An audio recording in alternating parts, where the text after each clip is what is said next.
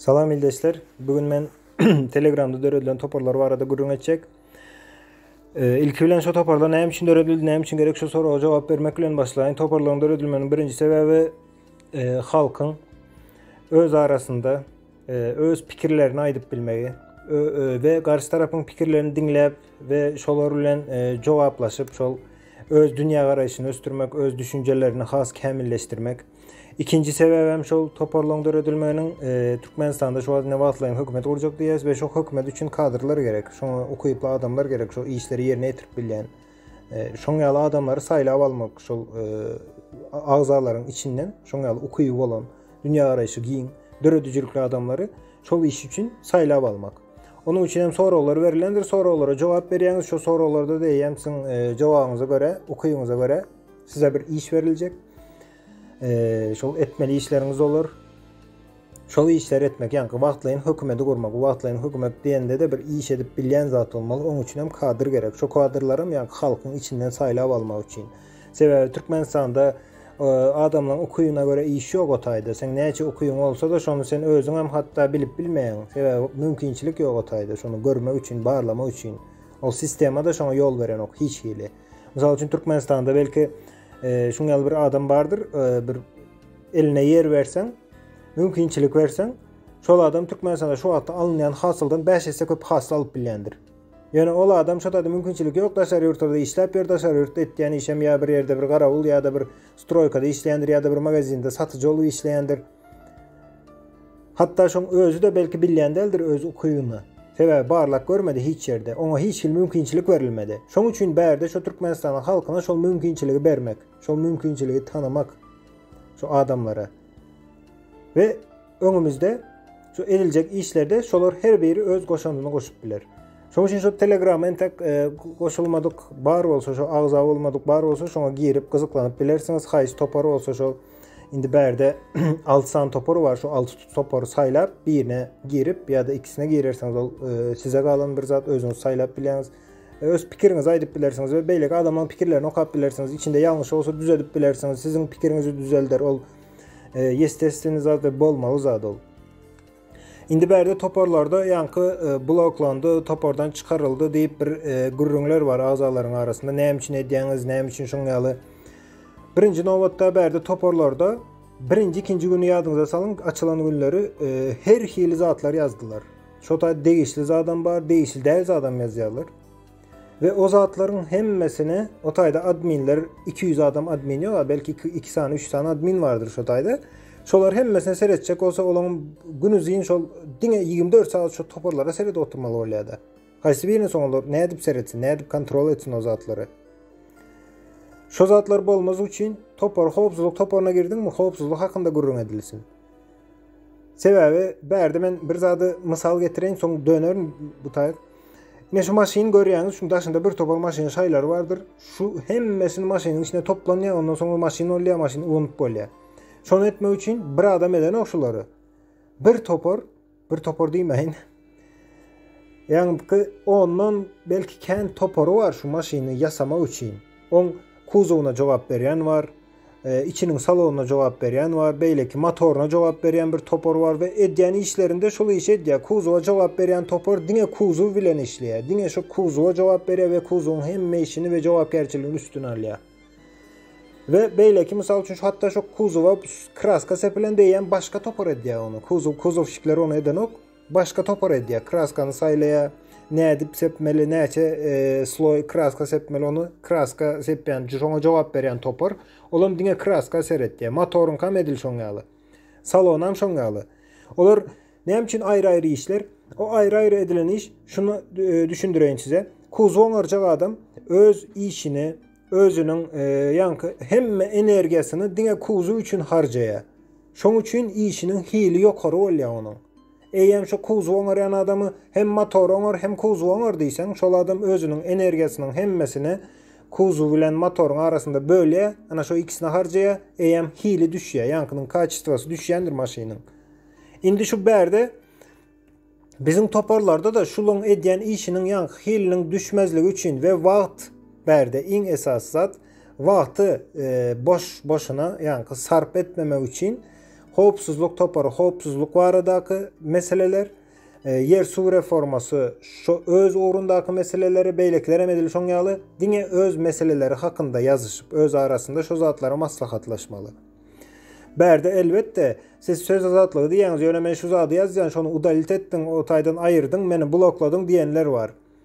Söz azatlığı diyen zat bu tayda yeni ait yani men iş ediliyor. İş edilen vakti demokratiya men hiçbir iş yerinde demokratiya bolur. Elbette yanlış fikir etmen o zadı. Yani iş edilen yerde her bir işçinin borcu vardır ve borcunu yerine getirmelidir.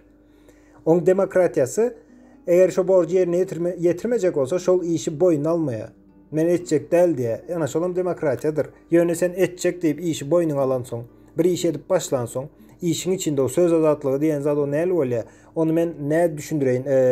Misal için şu videonun yerine men berde yankı magnitar ya da pulsar bolmasa yine Andromeda hakkında gurrun etsem şonu doğru gelir mi şu ve men halmırada uğratsam şu videonu halmırada siz bilen paylaşacak mı? YouTube'da koyacak mı şu videonu? Koymasa aydar bu ne eme diyer.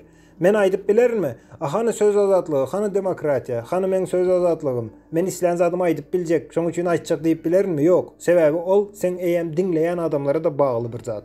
Neme dinlenecek olsa sen şonu aytmalı. Men o zatlar hakkında gurrun eğem başka bir yerde aytmalı oların. Şon platformasını tapmalı oların.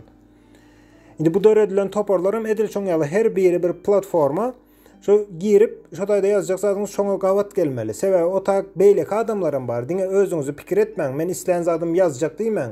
O beylek adamlar her bir yazılan zadı okuyacak, görecek, halkın düşüncesini seyredecekler. Sizem şu tayda giren vakti iktisadiyet deyip girseniz iktisadiyetin içinde misal için korrupsiya deydi, adalet deydi. O zatlar karışan olsa onda iktisadiyet olur mu? Bolmaz ha, bolup bilmez. Hem mezadı karıştırsan o tayda. Ve o iktisadiyet özünü iktisadiyetçi diyen adamım şu topora girip seredir korrupsiya, adalet ya da bilim hakkında bir zatlar yazılan olsa bir sapar okar sonra çıkar sonra aydıp girmez şu ta. Kızıklı değil o adam için. Şunun için iktisadiyetli olsan, iktisadiyetçi olsan şu iktisadiyet toporuna giren diye iktisadiyet hakkında gurrun ediyen. Korrupsiya hopsuzluğun işi. Ya da kanunçuluk deydi, kanunlar deydi, neyli olmalı, adaletin işi. Son bilimin işi var berdi. Bilim sunuğu toparı olam öz uğrundaki aladaların etmeli şu tayda. Yöne bulan hemmesi yankı şeyler toplasak maşini olsayalı bulan hemmesini son topla bir yere getiriyen olan bir devlet oluyor. Berde yöne şu zat var. Kemçilikleri vardır elbette. Bu zat birinci sapar edili otur ve bir sapar kemçilikleri var. Ve şu toparlarda yine şu anketan yani soruların neticesinde işe gelecek adamlar vardır ya da iş edecek adamlar yaşlar vardır. Şol yaşlara da bir zat maslahat vereyin. Yanlışların ya da kemçiliğin bolar deyip korkkan olsanız siz hiç kaçan özünüzü geliştirip bilmeyiniz, östürüp bilmeyiniz. Korkman hiç yanlıştan hem kemçilikten hem korkman. Sebebi yanlış için size bir zat edecek adam yok ya da bir zat edecek zat yok.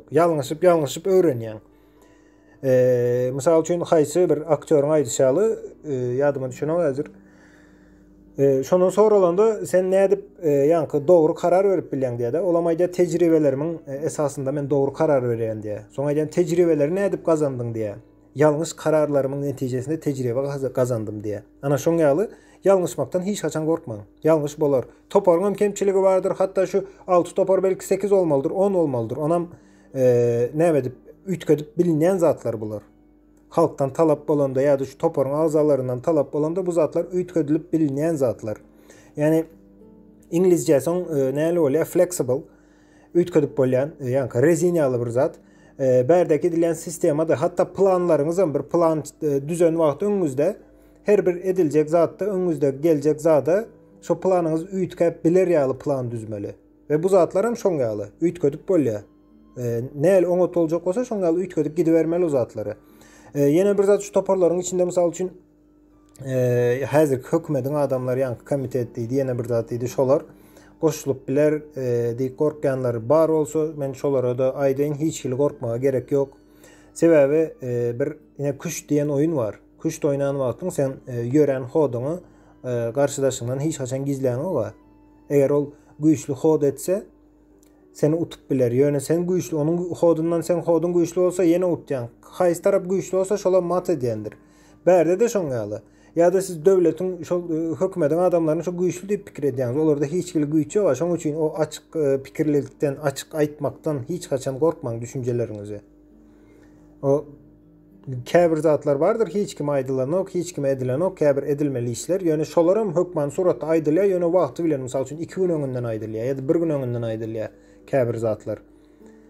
Başka öz pikirinizi aytmakda hiç kaçan korkmaň, hiç ýerde korkmaň. Garşyňyzda kim bolsa bolaýsyn öz pikirinizi aýtmany çekinmeň. Sebäbi men öňe maýdandyryn, adam bilen haýwanyň tapawudy, adamda akyl bar. Eger şol akyly ulanmayan bir adam bar bolsa ýa-da ulanmajak bolsa, ol adam haýwandan hiç il tapawudy ýokdur. Ol men iki aýamyň üstünde ýöreýän diýip adam diýip bolmaz. Biz aklymyz olan üçin adam we aklymyzy ulanýan bolsak adam. Başka toparlar barada aýtjaklarym şundan barat. Indi nämen aýdaýyn? Türkmenistanda şu wagt sistemany üýtgetmek we täze demokratik bir döwlet gurmak. Ol iş näli iş? Bir tarapdan aňsat iş, bir tarapdan ören kyn iş. Mysal üçin Türkmenistanda demokratiýany gurmak eger 5 milyon halk gatnaşan ýagdaýynda şoňa bir günüň işi ol. Bir gün ertir mysal üçin irden başlasaň öýlen saat 3-den soň eýem şol täze sistema gurulýar şo taýyp. 5 milyon adamım gatnaşsa, aktiv bolsa, şol adam şonu islese, şonu edip bilýär. Men ýöne ben o zat näl düşünýän? Mysal üçin onu bir yük bolup, ýani bir ulakan bir daş görnüşinde göz öňüne getirin. Ýanky problema bir daş diýin, şol sistemany çalışmak bir problemasy. Şonu daş bolsa, o daşym agramy 5 milyon halk bolsa näçe bolýar? 5000 ton bolýarmy? Indi şu 5000 tonna diýeli daşyň agramy. Onu 5 milyon adam bilelikde kaldıracak olsa adam başına 1 kilodan düşüyor. Bir elinde kaldırarsın onu. Rahatlık bilen. Ýöne 1000 adam etjek olsa, 1000 adama näme bolýar? 5 tonnadan düşüyor. Indi 1000 adamın her haýsyna 5 tonnadan yük düşüyor. Sebäbi bu zat demokratiýa diýmek, halkyň dolandyrýan bir sistemasy diýmek. Oňa tutuş halk gatnaşmaly. Yok, ona az adam gatnaşsa şo hemme yük şol adamlara düşýär we onu galdyryp bilmeýär şo adamlar.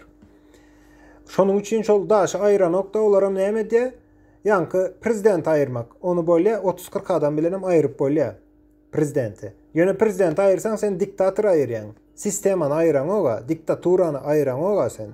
Soň şonu aýyran adam 30 adam bolsa 30 adam şoň ýerine gelýär, ýanky daşyň üstüne gelýär, altynda ýene halk galýar şo taýda. O üýtgäne o zat. Şonuň üçin muňa hemme adam gatnaşmaly. Hemme adam talap etmeli. Tutuş Türkmenistany özünün, Türkmenistanyň halky, Türkmenistanyň raýat hasaplayan bolsa, şo taýda doğulan, şo taýda bir ýaşan ýa bir bagly bolsaň şo Türkmenistana sen. Eýent bu sen borjun, her bir adamyň borju. Men hem şu videonu çekken şu zatlar düşündirjek bolýan halka, men maňa şundan näme peýda men özüme ýeketek peýdasy şo Türkmenistanda halkyň azat erkin ýaşamagy. Şo peýda maňa da dolanyp gelýär. Sebäbi menem bir halkyň biri, menem şoň raýaty. Şonuň üçin şu iş men jogapkärçiligim diýip pikir edýän. Bu zady köp adam pikir edýär, goşulmaýanlar bar, ortada duranlar bar, o sesini çykarman, ey düzeler, wagt gelse düzeler.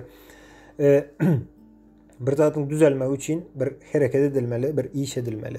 Ol topu waratan öňüne goýup gol bolar diýip garaşsaň, şo taýda 1000 ýyl garaş görä, şo hiç haçan gol bolmaýar.